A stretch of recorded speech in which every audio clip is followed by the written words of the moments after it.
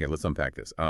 Imagine a creator so dominant they command hundreds of millions of subscribers, billions of views. We're talking, of course, about MrBeast, a name that's just synonymous with truly viral video content.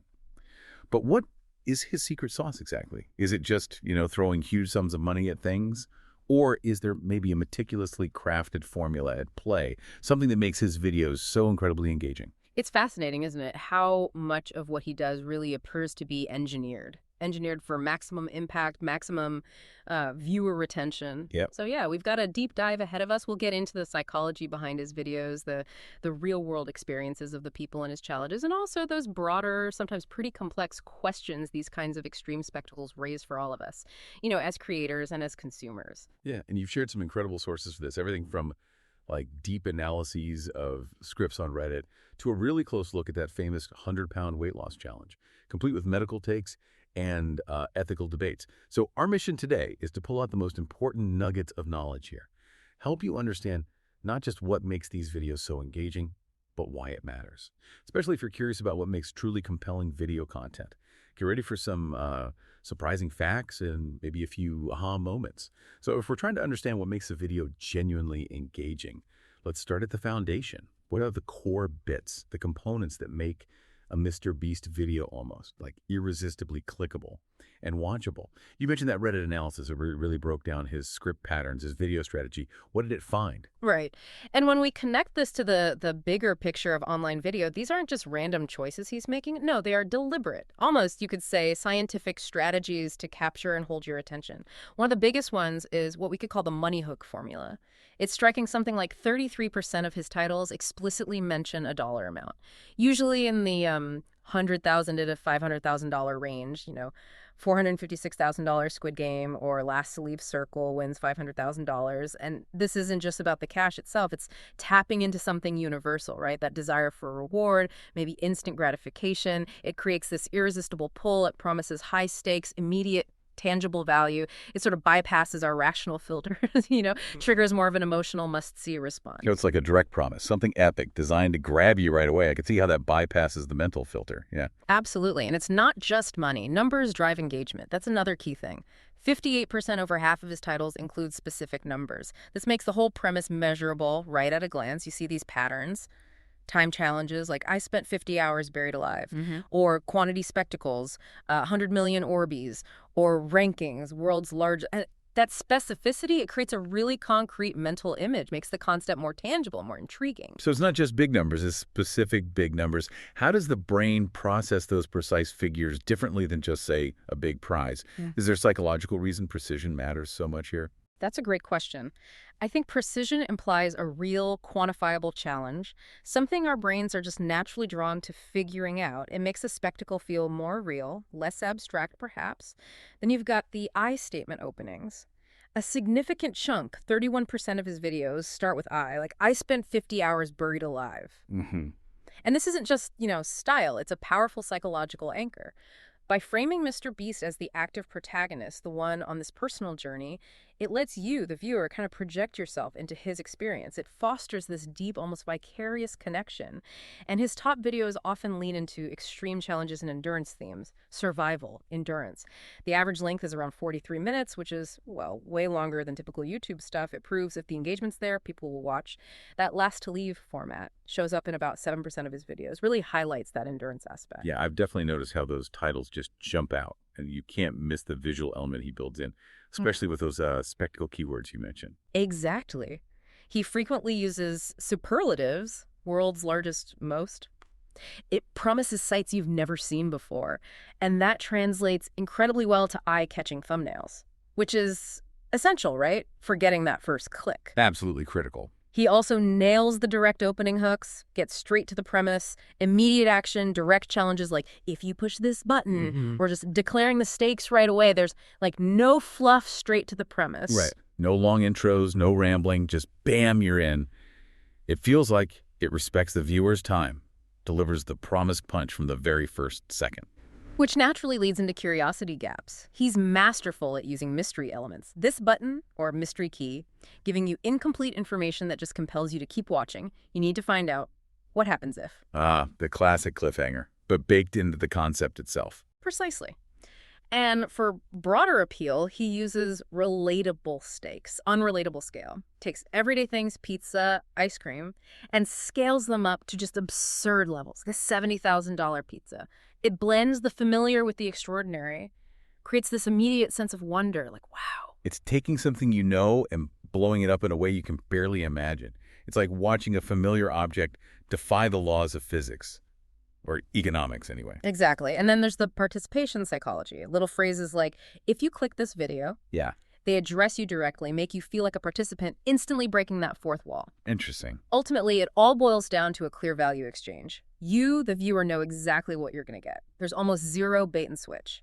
Your time investment feels worth it because the payoff is clearly delivered as promised. Okay, so given this really deeply engineered approach to engagement, the natural question is this a universal blueprint? Can any creator use this? Or is it uniquely suited to MrBeast's specific audience, his niche?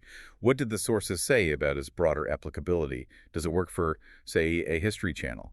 That's a really crucial point. And yeah, the Reddit conversation had a strong debate right there. Some argued, pretty forcefully, that this formula is primarily effective for his audience, often cited as, under 25s, maybe even kids, and that it might not work so well for niches like history documentaries. They pointed to really successful channels, Mr. Ballin, Tom Scott, MKBHD, who thrive with different models. Storytelling, calmer discussions, tech reviews. They don't use this high-octane approach. So it's not a copy-paste solution then. You can't just slap a huge dollar amount on a documentary about ancient Rome and expect it to go viral necessarily. Not necessarily, no. But others contended that the underlying principles are broad enough, that they could enhance engagement for almost any niche. They suggested concepts like surviving in a supermarket have an appeal way beyond just kids. The counterpoint to that was, well, if you make content accessible to absolutely everyone, does it risk becoming bland, like junk food content, sacrificing uniqueness for mass appeal, basically just being engineered to farm views? That's a tricky balance. It really is. Ultimately, the core takeaway maybe isn't about copying the formula exactly. It's about not being boring and signaling value at a glance. But it's also about understanding that delicate balance. How do you apply these universal engagement principles without losing the unique authenticity of your own niche? How do you signal compelling value without making content that just feels engineered purely for clicks? It's tough. Okay, so having dissected this meticulous blueprint behind MrBeast's viral success, his engagement formula, it's time to see how it plays out with real human stakes, really high stakes. Our next deep dive takes us into the astonishing and, at times heartbreaking journey of Majd in that lose 100 lbs, win $250,000 video, a true crucible for these engagement principles. Right. And this particular deep dive really highlights the incredible production value, but also the human element MrBeast brings. The premise was straightforward. Majd was challenged to lose 100 pounds in a year. He lived in a gym facility, had unlimited healthy food, a personal trainer, all for a $250,000 prize. And the catch, which added this layer of visual tension to the video, was a literal red line on the floor he couldn't cross. A physical boundary representing the mental challenge, too. That's clever staging. So how did Majd's journey actually unfold, and what did Dr. Mike, the professional medical perspective, have to say about it all? Well, Dr. Mike reacted with some initial concern, actually, worried about, healthy weight loss, avoiding the pitfall seen in shows like The Biggest Loser, where rapid loss often leads to quick regain.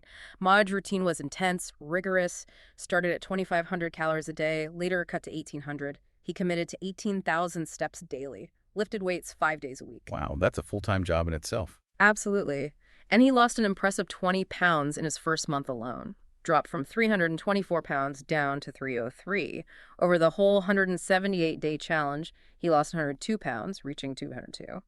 And he even continued to lose after the video, getting down to 219 pounds. That's significant progress. Yeah. Especially in that time frame for that kind of weight. What were Dr. Mike's most important medical caveats or insights for anyone listening who might be inspired by that kind of transformation? What should they keep in mind? Yeah, some important points. Dr. Mike emphasized that single weigh-ins not that useful. Your weight fluctuates wildly exercise, hydration, food, stress. He advocated for averaging weight over several days for a clearer picture. Makes sense. He also cautioned against obsessing over step counters. Preferred focusing on overall mobility, maybe higher intensity workouts too. He noted that smoothies can sometimes lead to over-consuming fruit sugars, suggested whole fruit instead for better fiber and the metabolic benefits of actually chewing. Interesting detail about chewing. Yeah. And the importance of rest days, varying intensity in training that was highlighted too. Crucially, he stressed getting guidance from your own primary care doctor for healthy, sustainable weight loss, separating the facts from, online fiction and extreme examples. Right, context is everything. It sounds like Majd had incredible support, though, especially from his coach. He did, absolutely. Coach Wall became his personal trainer, guiding the diet, the workouts. And the video highlighted a really personal challenge for Majd. He'd previously regained weight after losing his father. Then, when Coach Wall tragically passed away mid-challenge, it was an accidental death involving kratom, as MrBeast later revealed to Dr. Mike. Majd faced just immense grief while basically in isolation in that gym. Oh, wow. That's devastating. It really is. But he chose to continue. He said, I'm doing this for myself, and now it's for Coach, too. Hmm. That emotional arc became a huge part of the video's narrative. Added this powerful layer of human motivation and, well, pathos. And beyond the main goal, MrBeast famously throws in bonus challenges, usually for extra prize money. How did those play out for Majd, and how did they contribute to keeping the video engaging? Ah, yes, the gamification element. That's where it really kicked in, keeping both Majd and you, the viewer, hooked. His total winnings actually climbed to $417,650 thanks to these. Wow. He earned $31,000 just for doing 31 push-ups. It was $1,000 per push-up. Dr. Mike, by the way, suggested for most people starting out, progressions on your knees are probably better for results. Good tip. Majd also had a money carry challenge. Carry bags of money for a lap, drop any, lose it all. He managed to carry $40,000. Then the mile run challenge. He started at a 17-minute mile, had to run it under 8 minutes, 30 seconds for $25,000. He crushed it 8 minutes and 4 seconds. That is a huge improvement in running time. Truly remarkable fitness gain. It really is. And then there was the dead hang challenge, $1,000 per second. Majd went from just 6 seconds initially to an incredible 61 seconds. Dr. Mike even shared his own experience with golfer's elbow from dead hangs, emphasizing how grip strength is actually a real indicator of longevity and overall fitness, especially after age 50. Huh. Never knew that about grip strength. Yeah. And Majd didn't stop there. Earned an extra $10,000 for doing 3 pull-ups right after his dead hang, really pushing his limits. Okay, so for someone starting at Majd's initial weight, and given that intense support, the resources, was such rapid weight loss considered realistic or sustainable by the wider community? What did that Reddit discussion make of it? Right, that was a hot topic. The comment section on Reddit really debated the authenticity, the sustainability of losing weight that fast. Many users actually shared personal stories, losing 100+ pounds in like 6 to 9 months, especially when starting at a higher weight. Examples like 283 down to 180 pounds or 330 down to 230 in just 4 months. So it happens. It does. They explain that larger individuals just have higher maintenance calories so they can create a bigger deficit. And they often experience rapid initial water weight loss too, especially right at the start. So for someone like Majd, with that kind of setup, the trainer, the food, no job distractions, it's maybe not as unheard of as it might seem to an average person trying to lose weight. Exactly. But the common concerns were definitely raised. How hard is it to sustain that kind of intense regimen in normal life, without the dedicated gym, the personal chef, the lack of work commitments? The real world kicking back in. Yeah. Potential muscle mass loss was mentioned, and the big one, the risk of regaining the weight afterwards. The comparison to the Biggest Loser contestants, who often regained weight, came up frequently. Right, the sustainability question. But the critical point, I think, is Majd's own wisdom after the challenge. He shared his 4 pillars for success. Sleep 8 to 10 hours. Nutrition-mindful eating. Understanding protein, vegetables. Hydration 1 gallon a day. And physical activity, including steps. And he confirmed he was maintaining his weight, around 219 pounds, emphasizing that the immense personal loss he had experienced had actually, perhaps counterintuitively, solidified his commitment. What truly stands out to you, the listener, from Majd's incredible emotional story, it's such a compelling look at the power of motivation, resources, but also just the raw human spirit facing adversity. Majd's story, it clearly shows the immense power of MrBeast's formula for engagement, right? But also forces us to ask, what are the broader implications when entertainment pushes these kinds of extreme human boundaries? Which brings us squarely to the critical ethical questions around this style of content. How a focus on extreme engagement can lead to some complex dilemmas. Yeah, this gamified high-stakes format definitely invites critical examination. Some critics view MrBeast's videos as, well, poverty porn or maybe performative narcissism, arguing that the charitable acts are kind of secondary to the spectacle itself. It's more about the entertainment value, they'd say, than genuine benevolence. That's a strong criticism you're raising there, the idea that the good deeds are just props in a bigger show. However, others counter that. They say this gamifying of charity is maybe a necessary evil. Their reasoning is that maximizing viewer engagement is precisely what generates the massive profits needed to fund future benevolent acts. This whole phenomenon reflects what some call a reaction economy, where all viewer interactions, positive or negative, actually drive engagement and ultimately revenue. That's a fascinating and, somewhat unsettling concept, that even negative reactions still fuel the machine. But it also leads to some potentially darker comparisons, as one of the sources pointed out, right? Indeed. The Texas Order source highlighted a concerning parallel, a parallel to unethical scientific experiments from the past. Really? How so? Well, think about the power dynamics. The constant filming, the huge cash incentives. It can create a dynamic where participants might feel compelled to perform or push beyond their limits. It potentially compromises their genuine free will to withdraw if things get too tough. I can see that pressure. And some MrBeast challenges like Majd, living in isolation in the gym, or other videos with people in bunkers, solitary setups. They're even compared by some critics to white torture. Sensory deprivation, lack of stimulation, which raises real risks of potentially permanent mental health damage. Wow, that's a stark comparison. And just the constant surveillance must be incredibly taxing. You're always on. Absolutely. Being filmed almost constantly can lead to this background stress, mental exhaustion. You're always aware your actions are being recorded. It can be potentially dehumanizing. There's the infamous example of the Japanese reality show contestant Nasubi, filmed naked and starving for 15 months without even knowing he had an audience. It serves as this stark warning. How long-term filming can flatten real people into like two-dimensional characters for public consumption. A chilling example. Furthermore, those large cash prizes, the carrot on a stick, can push participants to, quote, disregard their well-being for the sake of entertainment, which seems to fit MrBeast's stated pushing through no philosophy. Some observers see that as bordering on coercion rather than just pure voluntary participation. It's easy to get swept up in the spectacle of these super engaging videos, absolutely, but these ethical considerations are just crucial to keep in mind. And, it's also worth noting MrBeast's own personal background. It might offer a layer of understanding to his intense drive, perhaps. It might, yeah. He has a personal connection to health struggles himself. Crohn's disease, diagnosed when he was 15, it caused significant weight loss, fatigue, led him to give up baseball, actually. He manages his condition with infusions, a careful diet.